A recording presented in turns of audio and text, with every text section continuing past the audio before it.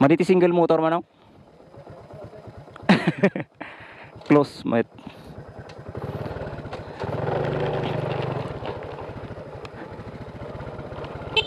Okay, so dito na lang tayo dadaan mga brother.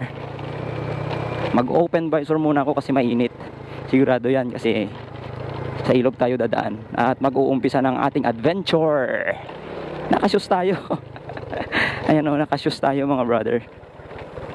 Ayan, so mas rinig yung ngayon yung paligid kasi naka-open visor tayo. Okay. Yun lang, mainit ang daan.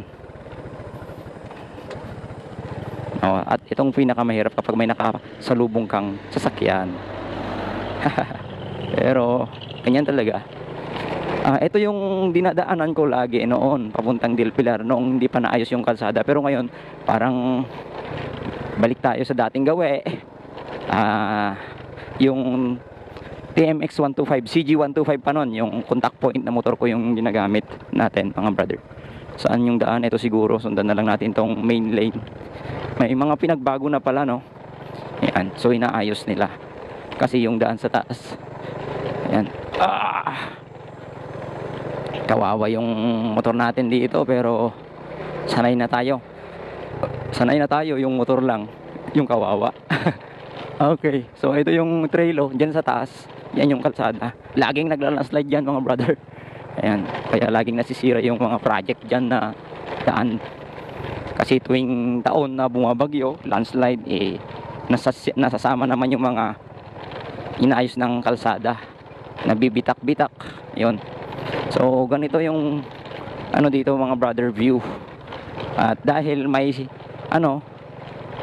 sinusundan tayong truck, maalikabok. Okay. May libre tayong pulbos mga brother.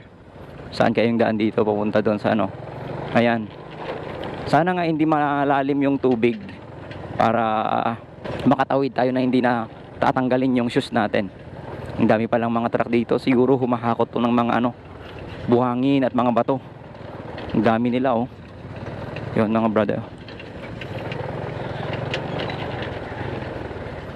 So maraming bato dito. Ito siguro sila kumukuha ng bato.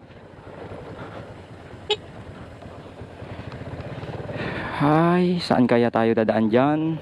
Ang daming mga truck Saya kaya ng single motor. Sana may pang single motor dyan na daanan. Sana nga.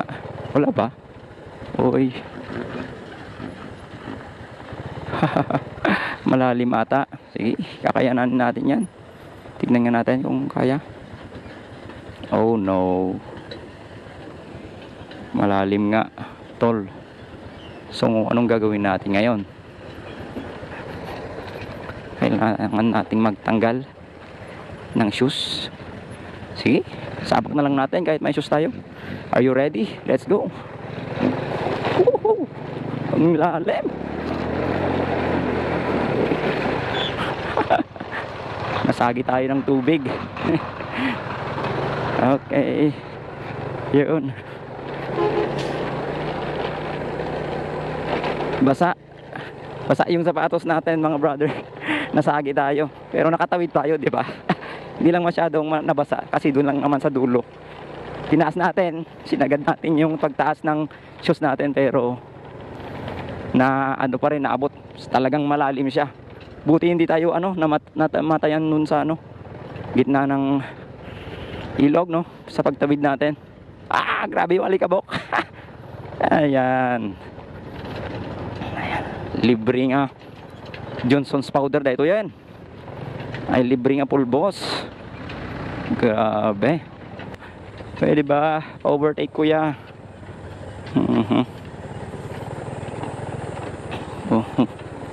Yun. Grabe yung daan inaayos talaga. Ay inaayos Ito yung buhay dito mga brother. Buhay probinsya. Buhay upland. Ay. Yan. Bakit kaya sila sumisigaw? Sinisigawan siguro yung kasama nila. Oof. Grabe yung init mga brother. Grabe. Para akong naiihaw sa init. Balot tayo ng jacket pero tumatagos yung init eh. Eto, ayaw magpa-overtake oh.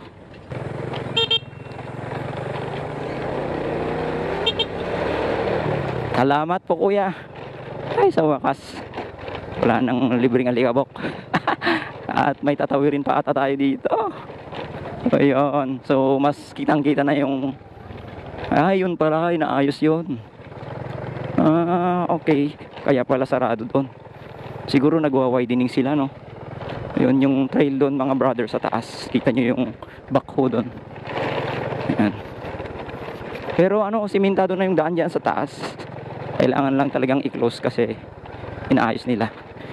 Buti naman kung magwa-widening sila para mas malawak yung daan dyan. Lalo na malapit na naman ang tag-ulan.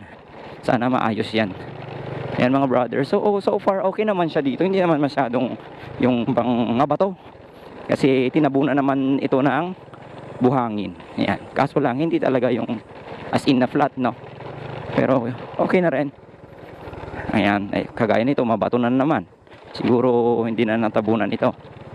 At ngayon ay tatawid ulit tayo sa malalim na saan tayo dadaan mga bro? Hanap tayo ng daan ng single motor. Ito siguro. Hi. Uy. Okay, let's go.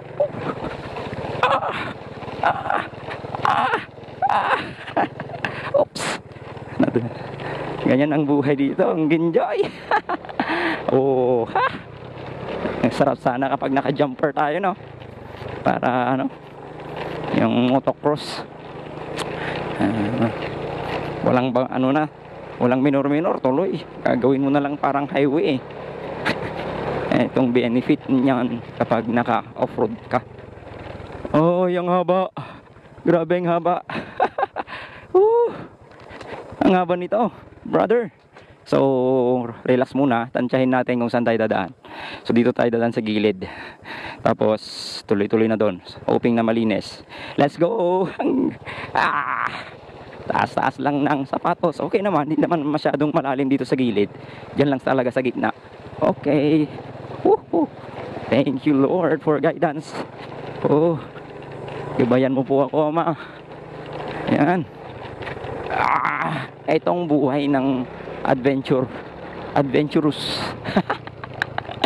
Travel din pag may time at dito pa nagawi, no? Ayan. Yun. I think dinaanan rin ito ni ni Sir Mike ETC TV, Mike TV ETC. Ayun.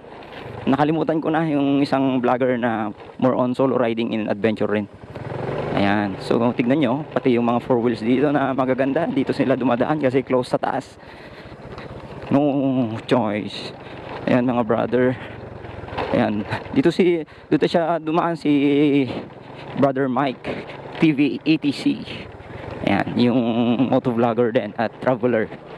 Ayan, pumunta siya ng Sibul, Hot Spring. At doon sa Awasin Falls ata yun, doon sa Sigay.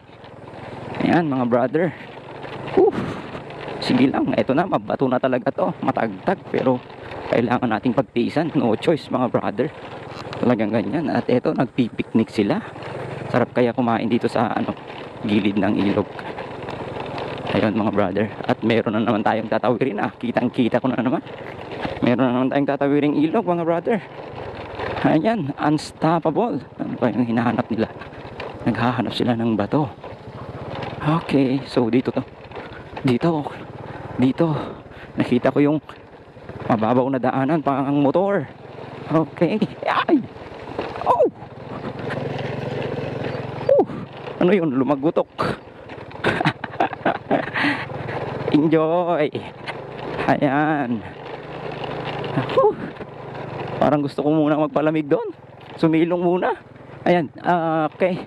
Ito kapag tag-ulan to, buhay ito na falls. Kita yung namumuting-muti yan. Ayan.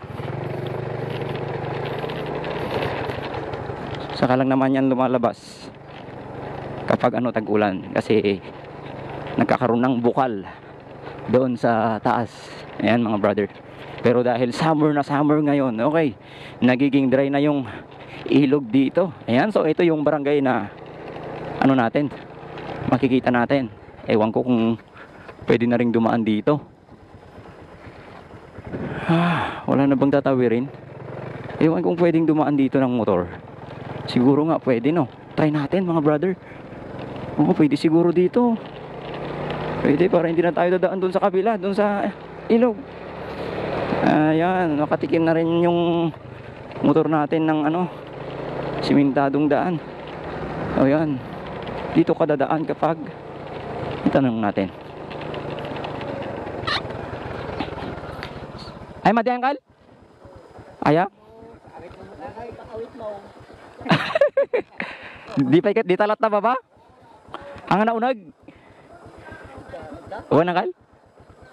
Ang naunag dito danom na? Ay, padasan manggarod. Kapilitan niya agsublay. Siyang kal tinggayo.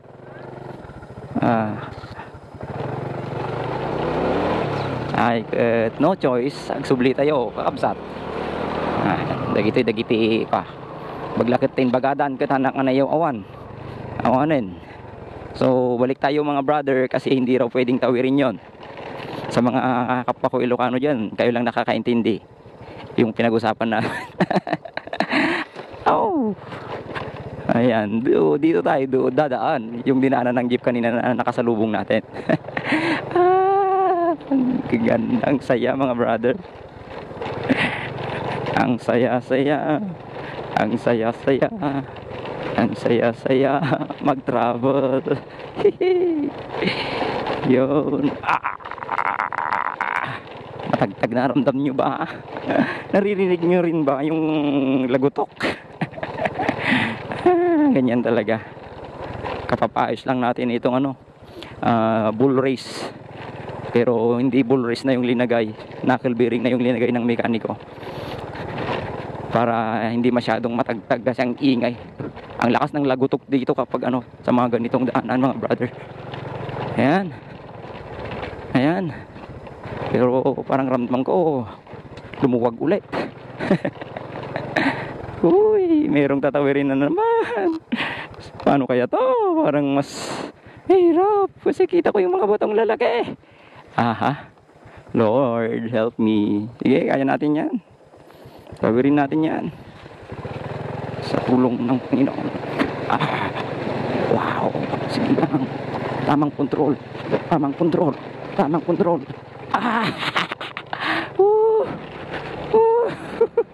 Basa na ako.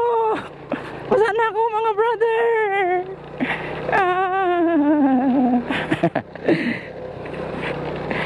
Saya.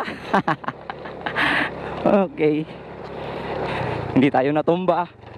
Hindi tayo tumigil sa gitna ng ilog. Okay lang mabasa. At least hindi naman lahat ng shoes natin nasawsaw. Doon lang talaga sa ano, dulo. Ano bang Tagalog nun? Nita bukod ko. Nabasan. Bukod ti sapatos. Basahin na lata dahil ano, inpatag mo.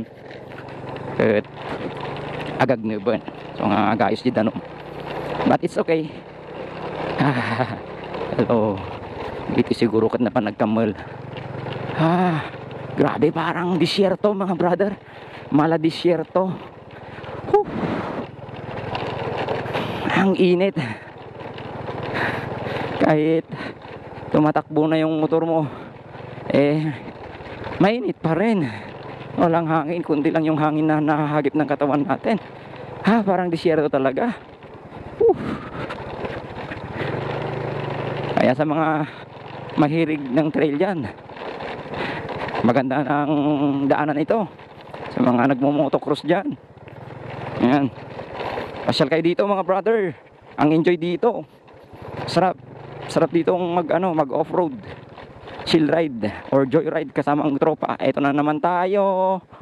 Okay, ang haba pa naman, walang ibang detour, kaya no choice, dadaanan natin to. So dito tayo sa kabila para mas malapit matapos yun. Kasi kapag susundan mo pa yan, mas mahaba ang tatawirin. Okay, so medyo sanay na rin tayo sa mga ganitong daanan, kaya okay lang siguro kung nakachinelas tayo, hindi na tayo nagtataas ng paa. Pero tinamad na akong magchinelas, kaya okay lang yan. Mamaya yan, mamagaran yan. Okay. Oh, ito, grabe dito. Sobra dito. Ramdam mo yung ano, gulong mo talaga. Matagtag. Oh, oh, oh, oh, oh. Wala na bang ibang daanan dyan? Ayan. Ito yung highway ng mga ano, galing sa Del Pilar, expressway. Nakita nyo yung vlog ko noon na nakasakay kami ng jeep, mga brother. Ito yun. Okay, ang taas to ng mga gubat to. Ayan, naka wide shot kasi tayo dito sa ating camera, kaya kitang kita lahat. Pero maliit, kapag tinitignan mo dyan sa video, maliit siya. Kasi naka wide itong camera natin. At nakita ko, merong pang single motor dito na sakto lang sa gulong ng motor. At hindi na tayo tatawidan, kaya buti naman. Ayun, o di ba? Simpleng pagtawid. Tapos na ang pagtawid natin sa tubig. Kaysa doon, gusto ko sanang tumawid doon kapag yung motor ko ay motocross. Ang enjoy, mga brother, lalo na kapag sagarin mo. Grabe yung ano. Ayun, mga brother, ewan ko kung lobat na tong camera natin, pero tigil muna natin. Magpalamig muna tayo konti. Whew. Ayun. So ayun, mga brother, tuloy ang biyahe. Ayun, lumagotok. Ayan, malapit-lapit na tayo. Dito na tayo ngayon sa, ano ba to? Ligoy na to eh. Pero ang daming mga ano, Damortis. Ano ba? Ayan. Kamantiris. Kung namin tayo ito Damortis. Nadamot na kitid duma. Okay. So ito yung view ng Ligoy. Ayan. Maganda rin dito mag-camp. Yeah. Ayan, mga brother. So ito na yung Ligoy, Barangay Ligoy. Ito yung ano, daanan. Diretsuhin mo lang to papunta doon sa Del Pilar. Pero dahil tayo ay pupunta lang dito sa Ligoy, ito na yung bayan ng Ligoy. Kaya dyan tayo dadaan sa kabilang daan.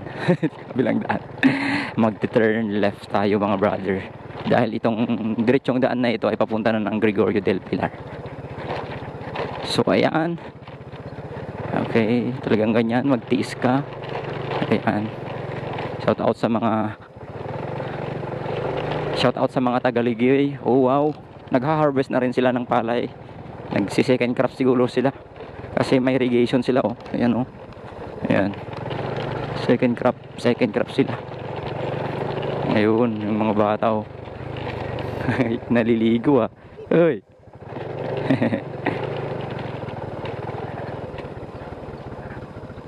Okay, so hanggang dito na lamang tayo, mga brother.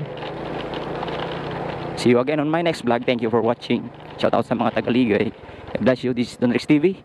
Always saying we are more than conqueror. Thank you. Follow, like, and share, and subscribe. Bye-bye.